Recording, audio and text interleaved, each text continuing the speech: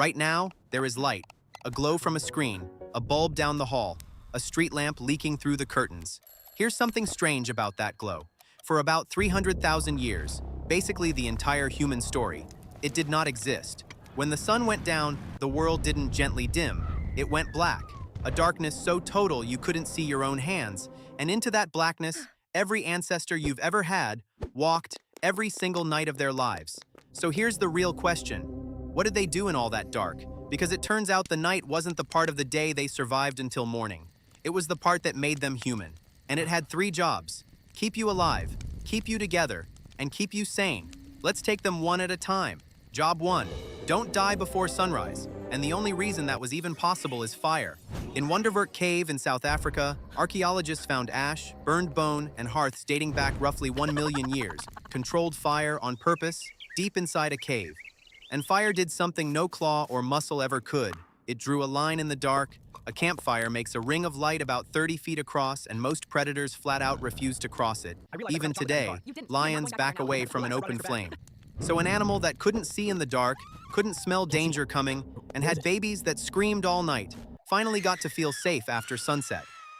Fire was basically the world's first home security system, one that also cooked dinner and eventually doubled as television. And fire gave us a bonus we'd never had: time.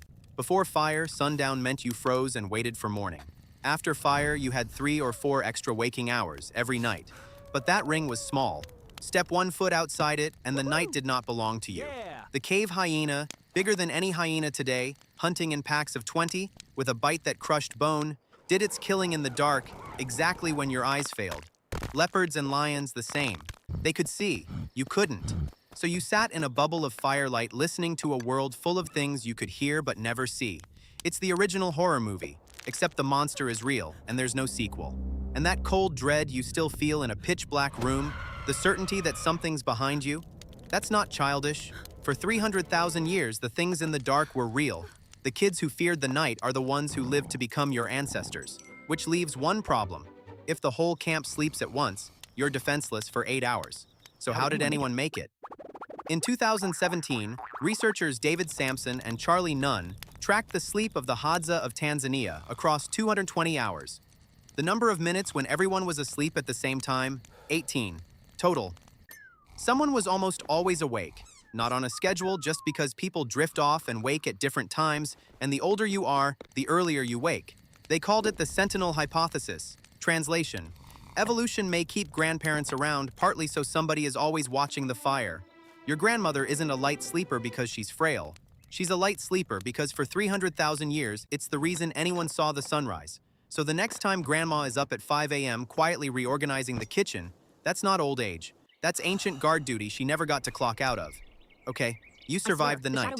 Now what did you actually do with those firelit hours? This is where it gets beautiful.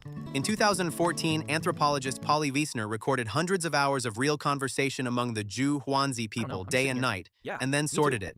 During the day, the talk was boring. Who saw tracks where, which plant was ripe, and a lot of complaining about someone not sharing food. Honestly, it was a prehistoric group chat. 90% logistics and passive aggression about who finished the last of the berries. But at night, around the fire, it completely flipped. 81% of nighttime talk turned into stories. Myths about how the world began. Ancestors who did impossible things. Jokes. Adventures from far away. Wiessner argued that this firelit hour, stomachs full, finally safe, is where human culture was born. Think about it. You can only wonder about gods and the dead and the meaning of it all when nothing is currently trying to eat you. Daytime was for staying alive. But night, around the fire, is where we became a people, sharing the same myths, the same heroes, the same rules. The fire didn't just keep the predators out. It turned a group of scared animals into a tribe that believed the same things. That's the glue that let total strangers trust each other. It started as light in the dark, and then they slept. And in sleep, they did something no fire or spear could explain. They dreamed. Now picture being an early human. You have no concept of a brain making pictures. You fall asleep, and you see your father, who died last winter, alive, talking to you, completely real. Then you wake, and he's gone. What do you conclude? The anthropologist Edward Tylor, back in 1871, argued that this exact experience, meeting the dead in dreams, may be the seed of every religion humanity ever built. If the people you lost still walk and talk somewhere each night, Maybe they aren't fully gone. Maybe something survives the body. Maybe there's a soul. We didn't first meet the gods in temples, we met them in our sleep. Now, some of you are thinking, okay, but didn't they just pass out at sunset and sleep straight through till dawn like a rock? Fair question, and the answer comes from two places that really shouldn't agree: dusty old diaries and modern sleep labs. Because here's the part that'll really get you. They didn't sleep in one block like you try to. Historian Roger Ekirch dug through 500+ old diaries and records and kept finding the same two phrases: first sleep and second sleep. People slept about 4 hours, woke up naturally around midnight, and stayed awake an hour or two, on purpose, to tend the fire, talk, pray, have sex, or just lie there thinking. Then came second sleep until dawn, and it's not just old books. In the 1990s, sleep scientist Thomas Wehr put people in 14 hours of darkness a night. Within weeks, their bodies split sleep in two, all by themselves, with a calm, almost meditative window right in the middle. That two-sleep pattern isn't a glitch. It's the factory setting. It's how a human is built to spend the night. A few hours down, a quiet hour awake with your own mind, a few hours more. So look at what we did next. We invented artificial light, and we tell that story like a victory. We conquered the dark, but look closer.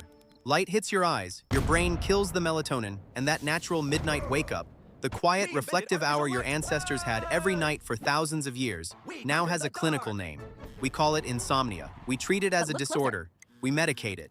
Your ancestors would be baffled. To them, waking up at 2 a.m. wasn't a problem to fix. It was just Tuesday. They woke at 2 a.m. and used it to think and dream while awake. You wake at 2 a.m. and lie there in a quiet panic about being tired tomorrow. Because here's the truth. Artificial light didn't give us the night. It took it away. We deleted the strange, sacred middle of the night and replaced it with a ceiling fan, a glowing rectangle, and a low hum of anxiety. For 300,000 years, the night kept us alive, kept us together, and kept us sane. It's where we felt our deepest fear, told our first stories, met our dead, and learned to sit quietly in the dark without needing to fix it or fill it or scroll through it. Your ancestors weren't afraid of the dark the way you might be. They lived inside it. Half of every life they ever had happened in a blackness so total, so silent, and so full of stars that you have almost certainly never actually seen it. Not once. Not really. So the next time you jolt awake at 2 in the morning, don't panic. That's not a malfunction. That's 300,000 years of being human, quietly trying to wake back up. For more on how the ancient world actually worked, subscribe. This is Sketchient. And if you've ever wondered how those same humans, by that same fire, fell in love, watch this next. Good night.